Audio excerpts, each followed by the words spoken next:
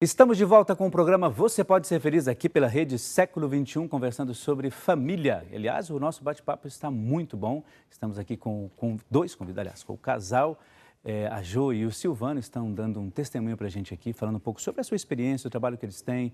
Se conheceram na igreja, olha que legal, estão com 24 anos de casados, daqui a pouco 25 anos, tem festa para a gente no final do ano, todos nós vamos ser convidados, certamente. E a gente está conversando sobre isso porque é importante para você, no início do ano, já pensar sobre a família. Tantas coisas, às vezes, que nos ajudam a viver bem como família, enquanto família. Às vezes, algumas coisas que nós não gostamos, porque, infelizmente acontecem, né? A gente não tem como controlar tudo isso, mas é importante a gente sempre rezar pela família também, colocar nas mãos de Deus tudo aquilo que é importante para nós, aquilo que nos ajuda a viver como irmãos e irmãs. E isso, claro, só Deus pode nos ajudar, pelo nosso testemunho e pela nossa fé, tá bom? A gente, claro, quer lembrar você dos pedidos de oração, daqui a pouco a gente vai ler todos eles, mas eu queria lembrar de maneira especial, lembra que ano passado a gente comentou muito sobre os livros de consagração perpétua. Eu queria só lembrar você o seguinte, todos aqueles que são sócios evangelizadores, todos os nomes, todas as pessoas colocaram, aliás, apresentaram seus pedidos, as suas intenções, tornaram-se sócios evangelizadores e estes sócios, eles ficaram, você está vendo aí no seu vídeo, ó. São 7 volumes, nesses 7 volumes os nomes são bem pequenininhos, né? Daqui a pouco, se der, eu até vou mostrar um para vocês verem como que são, a gente já mostrou ano passado aqui. Os nomes são bem pequenininhos, mas todos os nomes dos sócios são contemplados neste livro. Estes aqui, esses 7 volumes, são de 2014, por quê? A partir da segunda quinzena de janeiro, metade de janeiro em diante, nós já vamos ter a impressão de todos os nomes dos sócios evangelizadores do ano de 2015. E, claro, vai ser uma alegria muito grande trazer esses outros volumes que vão começar a ser apresentados para você aqui. Então, por isso, olha, só lembrar você que é sócio evangelizador de 2015, mas daí está de 2014. 2015 já vem, no finalzinho do mês a gente já vai apresentar para você aí, porque para a gente é muito importante lembrar que você é o nosso sócio evangelizador e a gente gosta muito de lembrar da sua participação, de todas as suas intenções e, claro, agradecer a você por essa fidelidade que sempre tem conosco aqui. O Tiago Teixeira Martins, ele é de Caratinga, lá em Minas Gerais. Ele pede oração, né, pela cura de um câncer do seu pai, João Antônio Martins. Ele pede também pela saúde de sua mãe, Maria Lúcia, e pede por ele mesmo, também pela sua conversão e libertação. Tiago, conte com as nossas orações. A gente está aqui para rezar junto com você. Confie, acredite. Catarina Lopes Ribeiro, é de Valença, no Rio de Janeiro, pede oração pelo seu filho José Rogério. Pede também por Rafael Rual e por toda a família. De Sobral, no Ceará, Raimunda Guimarães de Moraes. Pede oração pela saúde dela mesma, pela saúde de sua irmã, por toda a família, por todos do seu trabalho e também pede pelos seus familiares. De Juti, lá no Mato Grosso do Sul, Zenir Cardoso da Silva. Pede oração pela cura e libertação do álcool de Jean. Pede também por todos os seus filhos e pede também por ela mesma e por toda a sua família. Enedi Ana Pedo, ela é de Lindóia do Sul, em Santa Catarina, pede oração por ela mesma, por sua saúde, por cura e libertação, pede por união e paz dos filhos, Jacir Antônio, Ademir, pede pelos familiares, pela situação financeira e também pede por todos os seus familiares. De Brusque, em Santa Catarina, Guilhermina Fonseca Melau, ela pede oração por sua saúde, paz, pede pelos seus 7 filhos, pelos seus 26 netos, olha que legal, e também pede 11 bisnetos e pede por todos nós aqui da Associação do Senhor Jesus, desejando a todos nós um feliz 2016. Que bom, obrigado, Guilhermina, que Deus te dê muita força, né? Sempre, olha que família grande. Zanete Brasil da Silva, de Itajaí, em Santa Catarina, pede oração pela saúde dela mesma, pela saúde também do seu esposo Salvador, pede por emprego para o neto Leonardo, pede por Joane, que está com câncer, pede por seus familiares, por cura e libertação. Zanete, olha, conte com as nossas orações, viu? Daqui a pouco a gente continua lendo os nossos interativos, porque nós vamos falar agora, aliás, eu quero lembrar, assim, eu acabei de ler algumas intenções aqui de pessoas que estão passando por esse problema do câncer, não é? A gente sabe o quanto é difícil isso, mas, olha, confie muito, viu? Confie em Deus, porque a oração, a força que Deus nos dá, ela é primordial para a gente superar todos os nossos obstáculos, todas as nossas dificuldades. Então, vocês que ligaram, acabei de atender agora da Zanete, confiem, acreditem, a força de Deus, ela sempre está conosco. Eu digo isso por experiência, viu? Experiência própria de algumas coisas que aconteceram e pela força de Deus eu consegui superar. Mesmo como padre, às vezes a pessoa pensa que padre não tem problemas. A gente tem as nossas dificuldades e eu estou dando esse testemunho. Confie, tá bom? Muito bem. Já que nós estamos falando de família, não sei, aqui mesmo, aqui, família, eu queria apresentar para vocês um curso do nosso EAD aqui. Você sabe que o nosso EAD, ele tem vários cursos de oração, espiritualidade, sobre liturgia, Bíblia, Palavra de Deus. Tem muito material importante para você aqui. E esse curso chama-se Escola de Família. Você está vendo aí na sua tela. Esse curso ele trabalha a importância e o destaque da família ao longo dos anos, né? Assim, volta-se para os temas atuais e temas mais importantes, né, dentro do contexto familiar. Entre eles, o amor, a sexualidade, a educação dos filhos. Então, o que é que esse curso apresenta para você? Como você vai lidar com tudo isso? Às vezes, uma palavra amiga, algumas coisas importantes sempre nos ajudam. Então, tem todo o conteúdo programático, é só você acessar o nosso site aí, tem a metodologia e tem também os orientadores. Quem são os orientadores? É importante você saber disso. Olha, o Dom João Carlos Petrini, Marcelo Couto Dias, os dois, eles vão te ajudar a entender um pouco todas essas problemáticas e, claro, vão te ajudar a entender um pouco mais tudo aquilo que é importante para você e para a sua família. Então, você vai acessar lá, vai está no seu link aí, olha, www.rs21.com.br/EAD. E, claro, você vai conhecer esse curso. Tá vendo? É tão bom isso, né? Esse curso sobre a família. A gente fala escola de família, mas a gente sabe que a prática, não é? É a convivência. Quando vocês, por exemplo, foram casar, olha, existe essa cartilhazinha aqui, segue linha por linha. Funcionou? Funcionaria se fosse assim? Por que não? Do outro, para que juntos eles possam caminhar um caminho único. Não tem Não tem existe uma padrão. cartilha pronta, né? Eu acho que existem as observações que são dadas, não é assim? Isso. E aí, ao longo do tempo, o casal vai vendo como é o primeiro filho, o segundo, o terceiro, no caso de vocês. Eu acho que, deve ser, no início, eu acho que o primeiro filho deve ser complicado. Não um filho complicado, mas eu digo assim, o filho nunca é complicado. Mas eu digo assim, o cuidar, né? Porque é tudo muito novo para o casal, né? Então, não deve ser simples, né? Não, porque é tudo novidade, é tudo tentativa O Silvano e erro. foi assim, foi um bom pai nesse... Bom pai foi, mas diga assim, de poder lidar ali, de cuidar, de trocar, Sim, a fralda, sim. a fralda foi tranquilo? Fralda... Como é que foi tudo isso? Não. eu tive que... Ela forçou trocar a fralda. Eu tive que passar por essa fase.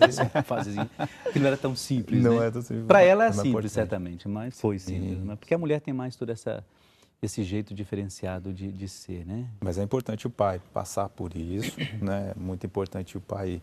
ele sentir e ele estar bem próximo. Graças a Deus eu tive essa possibilidade, né? Profissionalmente eu não estava bem, mas é interessante que aí eu estava mais próximo, pude participar de todas as consultas médicas e tal, fiz amizade com o médico, aquela coisa. Foi muito importante, sim, e fortalece para o próximo, né? Porque também a gente deixar a gente... passar para os nossos pais cuidar dos nossos filhos é complicado, né? Ou passar para amigos, mas essas orientações, sim, claro. Né? E a gente teve muito cuidado. Aí no próximo a gente... Tu errar diferente. Errar de outra maneira, esse erro eu já fiz, vou errar outro. Exato. Agora, a gente estava falando antes, e até que a gente continuasse sobre essa questão, você diz da presença masculina, você disse a maneira como ele fazia lá com o crisma, né? Mas antes, você citou uma questão, a questão da... eu estava com dificuldade profissional, né? Essas coisas, como que elas afetam a família? Isso, de fato, precisa ter olha, a situação acaba prejudicando a situação financeira, acaba prejudicando a situação profissional. Como é que você lidou com isso? É difícil. Principalmente... E o papel dela nisso? É uma pessoa que... Usando um termo bem prático, né? Se ela te afundar mais ainda, aí não tem volta, né? Eu acho que pode acontecer em alguns casamentos, eu não vi, mas a gente escuta, né? Essa condição, somente financeira.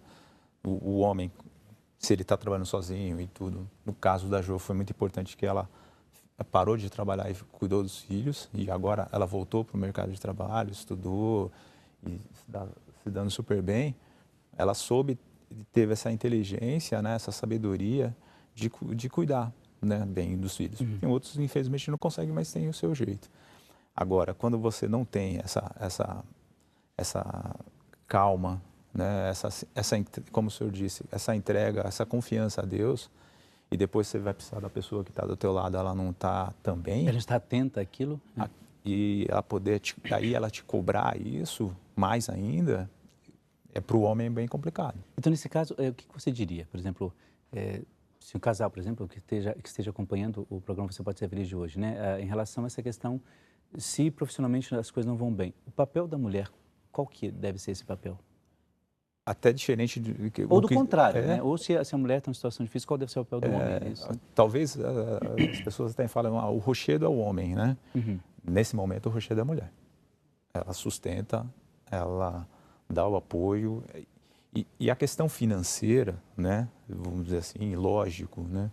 A gente toma esse cuidado. Mas a gente dá um jeito. Com Deus, a gente consegue. A nossa história começou bem assim. A gente acabou de casar, eu perdi emprego e tudo. Sério?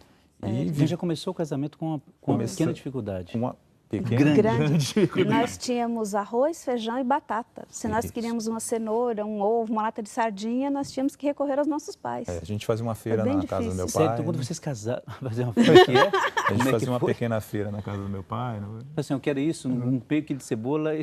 Mas é sério, vocês então casaram e você já perdeu o emprego. Isso. Então foi a primeira dificuldade então, do casal. Eu fui mandada embora um mês antes do casamento. E ele perdeu o emprego pouco depois. Então, eu comecei a fazer sorvete em casa, ele começou a fazer bico em outros locais próximos de casa, até a gente conseguir uma coisa fixa. Isso fez repensar o casamento? Por exemplo, casei agora, já pedi fortaleceu. emprego? Eu acho que nem fortaleceu. Eu acho que nem o termo não era nem repensar, a gente tinha acabado de pensar assim, começar. Puxa vida, eu nem casei, eu idealizava outra coisa.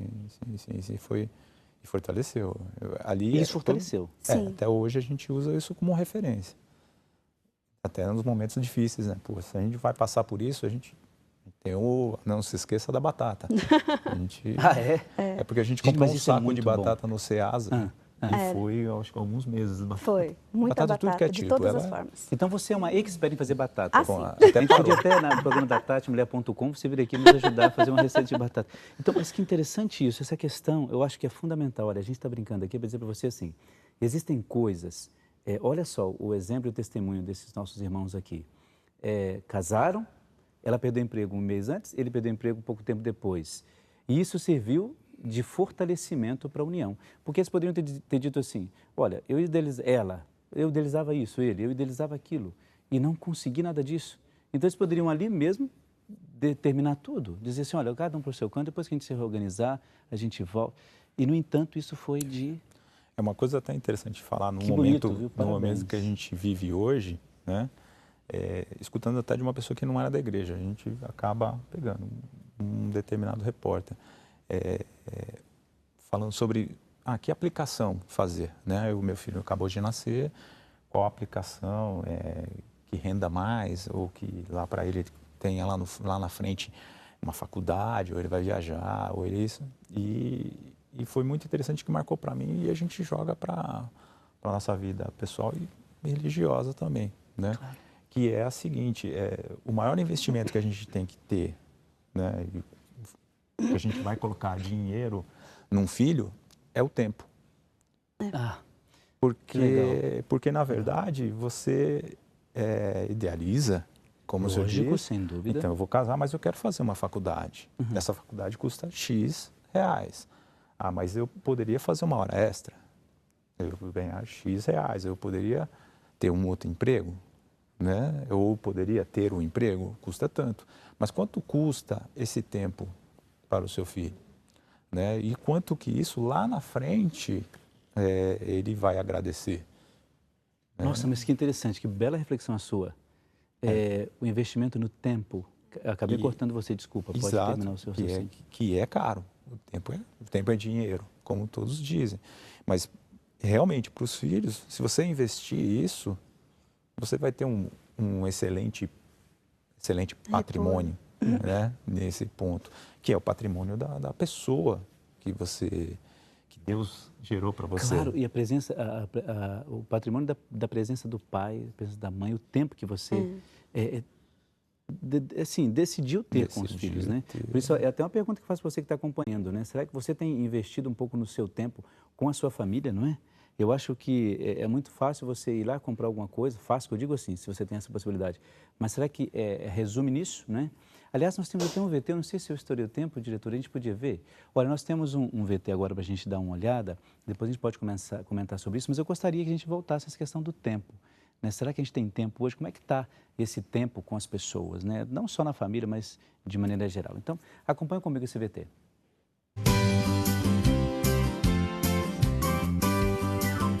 O que significa esse honrar? Honrar para mim, Simone, é fazer o que eles me ensinaram, né? O que eles me ensinaram desde pequena? A respeitar as pessoas, a respeitar as relações, a ser honesta com todo mundo, né? E agora você falou isso, me lembrou uma história. Quando eu tinha 5 anos de idade, a minha mãe fez aniversário. E a vizinha da frente da minha casa tinha uma orquídea linda. E eu queria dar de presente para minha mãe alguma coisa. Eu queria dar um presente para ela, só que eu tinha 5 anos, não tinha dinheiro. O que eu fiz? Saí de casa com uma tesoura, fui na casa da vizinha e cortei a orquídea, né? E cheguei em casa com 5 anos toda feliz, dando para minha mãe, mãe, feliz aniversário. E aí foi muito interessante que ela olhou para a flor e falou assim, nossa filha, que linda. É a orquídea que a dona Zélia cultiva há 20 anos? Eu falei assim, mãe, é essa orquídea. Meu Deus, filha, mas o que aconteceu? Mãe, é seu presente, eu toda feliz. E aí passou, chegou a noite, meu pai chega com a minha mãe e falou assim, filha, vamos falar com a dona Zélia que você pegou a orquídea dela. Né? E eu lembro como se fosse hoje, eu tinha 5 anos e tremendo, tive que falar, dona Zélia, eu peguei a orquídea. A dona Zélia até hoje não conversa mais comigo, mas os meus pais me ensinaram que a honestidade é uma virtude fundamental. Né? Eles poderiam falar, nossa, que flor linda, que legal que é da dona Zélia, e deixar a dona Zélia sofrer porque pegaram a orquídea. Então eles fizeram com que eu fosse até lá, me retratasse com eles. E isso marcou minha vida, porque foi uma coisa simples, a intenção foi boa, mas eu prejudiquei uma pessoa. Como o relacionamento com seus pais influenciou na educação que você deu a seus filhos? Influencia em tudo. Eu acho que aquela história de que a gente só dá o que a gente recebe é muito verdadeira. Hoje, com um filho de 8 anos e outra de 5, eu vejo que você não tem como você inventar. O que você aprendeu, você acaba passando. Né? Então, assim, por que eu acredito que eu não preciso bater neles? Porque eu não apanhei. Por que eu acredito que é importante eu falar para eles, comam verdura nas refeições, bebam água, porque foi o que o meu pai e minha mãe me ensinaram, né? E me ensinam até hoje. A importância da oração, de você agradecer pelos problemas e pelas coisas boas da vida, porque tudo conta. Então, o que eu vejo é que eu acabo falando para eles o que os meus pais me falaram, né? E pode ser que dê certo, pode ser que não. Cada um tem uma história para viver. Mas é muito interessante que o vínculo é muito forte, pai e mãe. E quando tem esse vínculo, a criança cresce de maneira integral. Enquanto a Sandra e eu estamos batendo um papo, tem um casal muito simpático nos acompanhando, que são os pais da Sandra, o Navarro e a Clarice. E é com eles que a gente vai falar agora.